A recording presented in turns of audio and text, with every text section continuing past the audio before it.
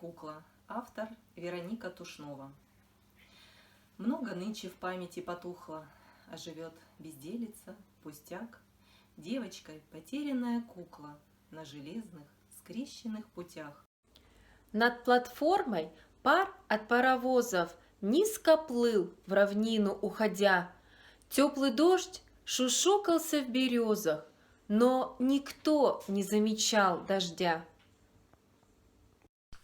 Эшелоны шли тогда к востоку, молча шли, без света и воды, полные внезапной и жестокой, горькой человеческой беды. Девочка кричала и просила, и рвалась из материнских рук. Показалась ей такой красивой и желанной эта кукла вдруг. Но никто не подал ей игрушки, и толпа, к посадке торопясь, куклу затоптала у теплушки в жидкую струящуюся грязь. Маленькая, смерти не поверит, и разлуки не поймет она.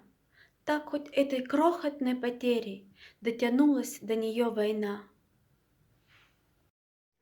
Некуда от странной мысли деться. Это не игрушка, не пустяк.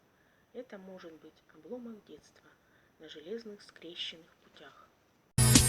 Дети войны набивались в теплушки открытые. Дети войны хоронили игрушки убитые. Никогда я забыть не смогу крошки хлеба на белом снегу, крошки хлеба